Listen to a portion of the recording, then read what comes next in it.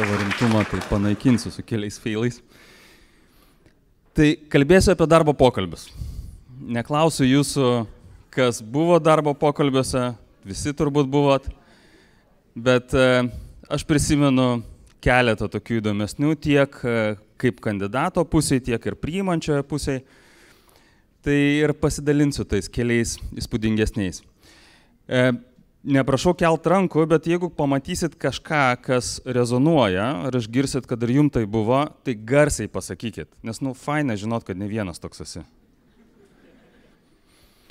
Tai 99 metai. Aš jaunas žmogus, 12-tokas, man patinka kompiuteriai, leidžiu pertraukas kompiuterių klasiai ir tuo pačiu domiuosi komercija. Realiai tam momentu jau turėjau savo tokį bizniuką, sukau reikaliukus, turėjau pirmas mokykloje mobilų telefoną, Nokia 3110, 31, ne 33.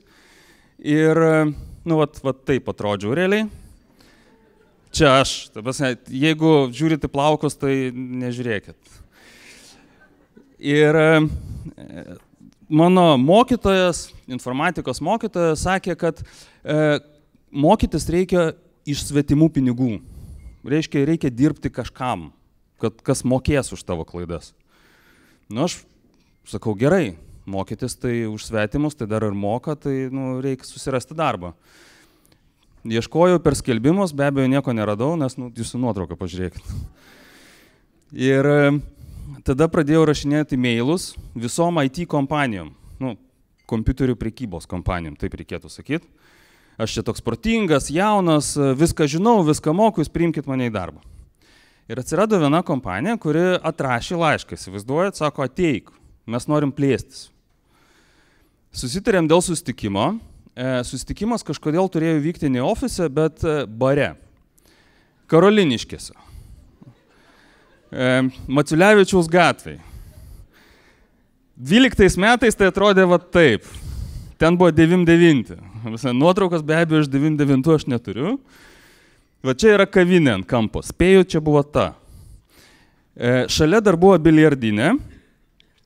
Biliardiniai rinkosi standartiškai Vilniaus brigadą. Tai dienos metu aš dar ten, kaip ir galėjau užeit, bet buvo nedrąsu vakare, net kojos nekėliau. Ir taip tai atrodė šiemet. Nežinau, ar biliardinė tebėra, bet ten sporto klubas tai tikrai yra.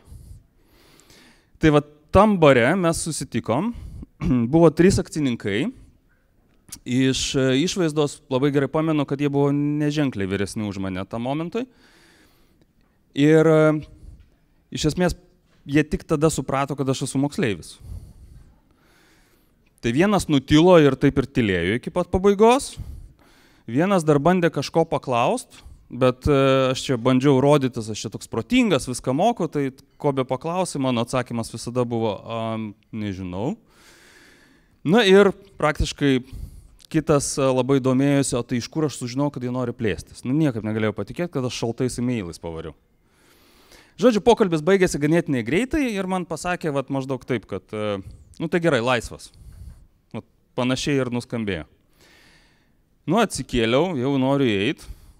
Tas, kuris tylėjo, visą laiką taip pažiūrėjo, sako, už alų sumokėsiu. Aš nežinau, kaip reikia elgtis tokiu atveju, bet tikėjau, kad kas pakvietė, tas ir moka. Taip ir pasakiau. Tai dirbti ten neteko, šiaip darbo aš neradau. Tai įkūriau savo jau normalų verslą, 4 metus pradirbom, viskas buvo pirmus 3 gerai. Kita istorija 2015 metų, jau esu kitoj pusėje, priimančioje pusėje. Ir tuo metu, buvau vienas iš vadovų ir ieškojau į savo komandą skyriaus vadovo. Čia mano buvo pirmas samdymas, kai ieškojau jau į vadovo rolę.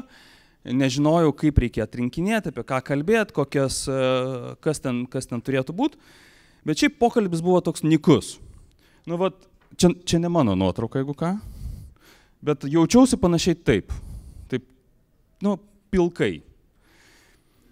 Ir, jau atėjo pokalbio pabaiga ir iš esmės sakiau, kad, ačiū, reikės šiek tiek laiko, mes su jumis susisieksim, žodžiu, standartinis tas visas pasakymas, o kandidatė nesikelia.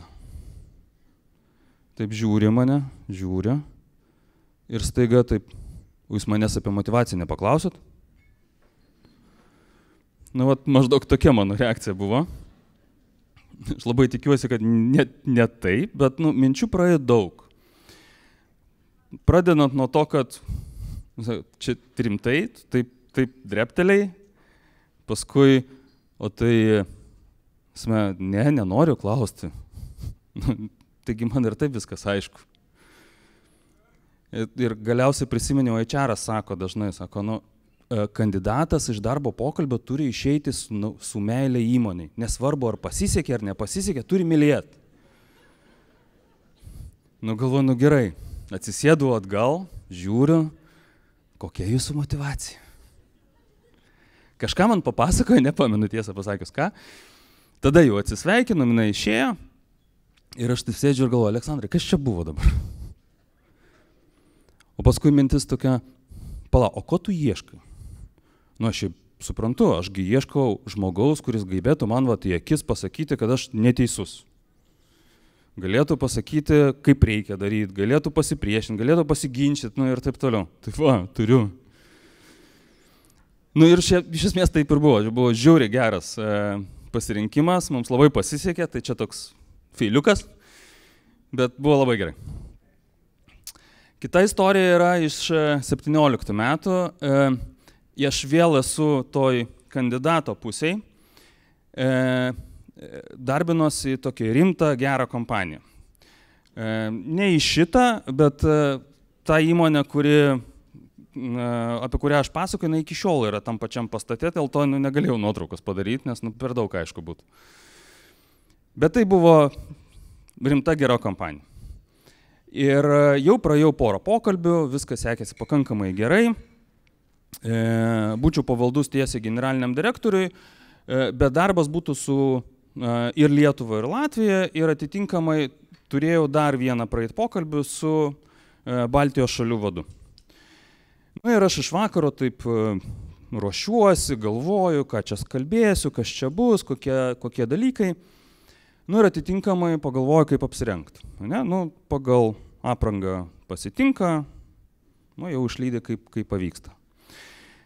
Ir pagalvoju, tai reiškia, aš apsirengsiu kostiumu, tokį gerą, solidų, pilką kostiumą užsidėsiu, gerai atrodysiu, išsilyginsiu marškinius, jokių būdų kaklaraščių nesidėsiu, nesgi aš esu laisvas žmogus ir neturėtų manęs nieks varžyti, tai viskas bus gerai.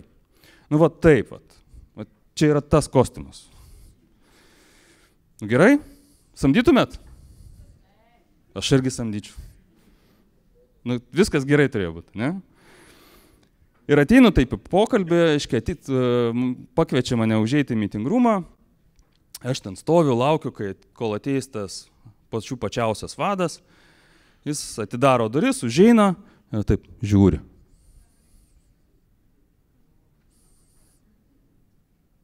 Toliau žiūri ir sako, pas mūsų kostiumus į darbą nevaikštų. Ir tada jau taip paduoda ranką, labą dieną. Iš esmės apie tai, kuom baigsis šitas pokalbis, jau tada supratau, darbo pokalbio nepraėjau. Pusvalanduką atsidėjom, pakalbėjom, ką kalbėjom tikrai neprisimenu, nieko ten gero nebuvo jau, darbo tai negavau. Bet pokalbį įsiminiau. Ir 19 metai, galima sakyti, nesena istorija. Aš dirbu įmonėje, man labai patinka tai, ką aš darau, kokius metus dirbu savo rolėje. Matau gerą perspektyvą į ateitį, matau daugybę dalykų, kuriuos turiu padaryti ir darbo neieškau. Ir šiaip nieko, jokių pasiūlymų ir negaunu. Ir staiga, gaunu kvietimą. LinkedIn'e, žinutę, labą dieną, čia tave pastebėjom, labai norim pakalbint, jums iš tolo nesimato, bet esminė dalis čia parašyta. The job location is in Kyiv, Ukraine. Bet skamba gražiai, parašyta Executive Director, Growth Strategy Position, daug visokių dalykų čia prirašyta. Ir man pradžia pasirodė tai, kad skamas. Kokio velnio man kažką parašė. Dar ir tokio. Ir pakvietė kažkur neaišku kur. Garantuotai pinigų prašys. Paskui apačioj žinutėj buvo parašyta PS, čia jau nesimato, sako, mes kartu Microsoft'e dirbam. Aš nė velnio nepamenu, kad mes būtume dirbę kartu, bet mūsų šalės skiriasi, čia beje iš Lenkijos žinutė. Ir tokia mintis, šiaip tai, kodėl nepabandžius? Nes juk aš šiaip negaunu jokių kvietimų, o čia gavau. Labai įdomu pašnekėti, tiesiog pabendrauti. Ir atrašiau. Jo, davai, susiskambinam. Štai mano telefono numeris. Mes susiskambinom. Išėjau, gaunu skambutį, išeinu į susitikimų kambarį, visas stiklinis toks. Aš čia kalbu telefonu su ta Dagmara, matau kolegas vaikštančius. O tas pokalbis, tai jis toks small talkas išsitęsęs per keliasdešimt minučių. Prisijuokavom, prisibairiavom, uždavė keletą tokių klausimų apie patirtį. Ir iš karto man sako, aš norėčiau, kad susitiktum su mano vadovė. Tai yra agentūros vadovė. O gerai, susitinkam su agentūros vadovė. Man tai kas, ašgi darbo nenoriu. Grįžtu namo, žmonai sakau, žiūrėk, turėjau tokį keistą pokalbį. Darbas Kyjive. Ir ta Dagmara jinai paklausė, sako, to į Kyjivą persikraustytum? Aišku, kokios problemos. Žmonės sako, ką tu galvotum apie Kyjivą? Sako, Čia primenu, metai buvo 17 ar 19, kurie ten, 19. Bet šiaip sako, faina, kad tau paskambino. Gerai, padėjau į šoną, atėjo ta diena pokalbiui, kalbamės, susijungiamės pasišnekėti, jau šį kartą jau buvo protingesnis, pasijungiau iš namų, čia darbas iš namų vadinasi. Pasijungiau darbo pokalbį iš namų, susijungiam, kitoj pusėje tokia ryškiai buvęs modelis, bet aš tai darbo tai nenoriu. Man viskas gerai, tai aš sėdžiu ir bairiuoju atsipalaidavęs. Tai prisijuokiam, prisižvengiam, kažkokie ten apie patirtį vėl paklausinėjo, ir vėl man sako, žiūrėk, viskas fainai, mes norim tave parodyti įmoniai. Sako, tu tik šitą pasakyk, ar tu persikraustyt galėtum. Sakau, ne. 5 dienas per savaitę būsiu ten, savaitgalį namo grįšiu. Sako, okei. O kaip su pinigais, kiek nori? Mane pamokė mano kažkada buvęs vadovas, sako, jeigu tu gauni darbo pasiūlymą tokio, kur šiaip nenori, bet nenori pasakyti, kad nenori, tai tu pasakyk, kokią nors nesąmonę dėl atlyginimo. Tai pagalvoju, kiek uždirbau, padauginau maždaug iš 3 ir pasakiau. Tą normaliai užsirašant popieriuko ir viskas. Sako, man norim parodyti tave kitam etapui. Gerai. Susiderinam laiką. Čia lapkričio 29 jau po gero mėnesio. Aš ir pamiršau, žinai. Vėl tik su žmona pašnekėjau, sakau, žiūrėk, buvo dar vienas pokalbis, toks taip įdomiai praėjo. Sako, fainai. Sako, bet ne, nenoriu kraustytis. Sako, bet tau nereikia kraustytis. Aš paskraidysiu ten atgal. Sako, netinka taip. Bet man tai įdomu tęsti. Pratęsiam pokalbį, susijungiau aš, aiškiai, jau su, čia buvo grupės generalinis direktorius, Lenkijos grupės, kuriai priklauso Ukrainos įmonė, ir HR direktorius. Jie tokie rimti visi, aiškiai, ten iš meeting roomo susijungia, viskas. Aš jau irgi rimtesnis, jau taip rimtai iš namų, tik prižiūriu, žinai, kad nelabai fono matytųsi kas už nugaros ir kad katinas neliptų į ekraną, bet taip pusę velnio. Ir kalbam, sako, o tai į Ukrainą persikraustysi? Sakau, ne, skraidysiu. Sakau, aš pasitikrinau skrydžių kiekį, 3-4 skrydžiai per dieną, tai kokius 3 dienas kokias būsiu pas jumis, gal 4. Bet užtat, žinokit, iki Varšuvos man irgi patogu, jeigu reikės. Pažiūrėjo, sako, okei. Ir paėjo. Tiesa, ašgi buvau jau rimtesnis šiek tiek, ne, mažiau bairiavau, bet aš buvau ir drąsesnis, už durnus klausimus uždavinėjau. Tai vieną pamenu uždaviau, sakau, ar jūs būsit mano vadovas? Sako, ne, Ukrainos generalinis. Sakau, kodėl aš su jumis šneku? Uždavė šitą klausimą, žiūriu į veidus, galvoju, blemba, perlenkiau. O paskui gaunu žinutę iš tos pačios Dagmaros. Sako, žiauriai gerai paėjo pokalbis. Sako, reikia pratęsti, su akcininku pašnekėt ir su Ukrainos generaliniu. Suplanavo datą čia gruodžio 20 dienai. Laiko turėjau. Iš pradžių galvoju, reikia su žmona paderinti reikalus. Nes, blemba, 3 kart didesnis atlyginimas. Žinai, šnekamės, žmona jau nebejuokinga. Sako, ne. Tada galvoju, kažkaip, bet ta mintis vis nepaleidžia, 3 kart atlyginimas, čia pinigai. Paskambinau pažįstamai, kuris kažkada dirbo vienoje šalyje, o šeima gyveno kitoj. Ir jis taip skraidė. Sakau, reikia pabendrauti. Susėdom, aš jam papasakoju visą istoriją, papasakoju apie tas 3-4 dienas, papasakoju apie atlyginimą, apie darbą, viską. Jis mane žiūri. Sako, tai būsi savaitgalinių tėčių. Sakau, bet čiagi ne apie kiekį, apie kokybę, geri savaitgaliai. Sako, aha, žmona visos bėdos ir visos problemos, o tavo vieni malonumai. Sako, santykiam blogai.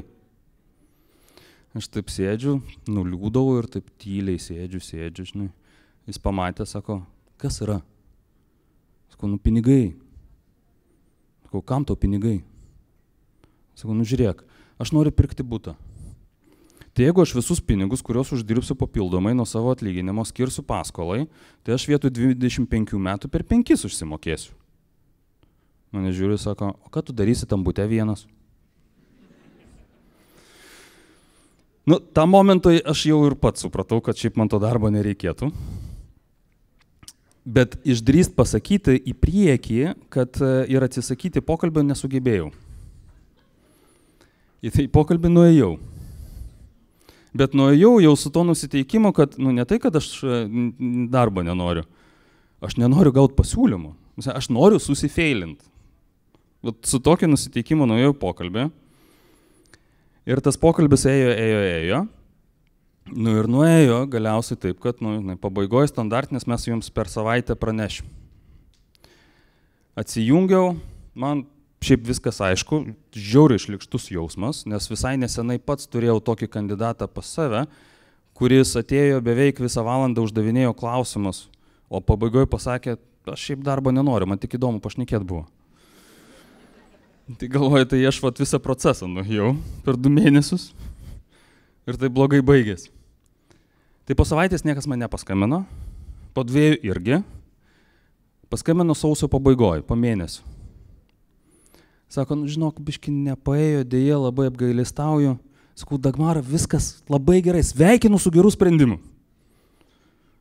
Bet vienas dalykas man labai įdomus. Kodėl tik dabar paskambinat? Sako, Aleksandrai, tu vienas buvai iki to paskutinio taško nuėjęs. Tai tiek istorijų iš manęs.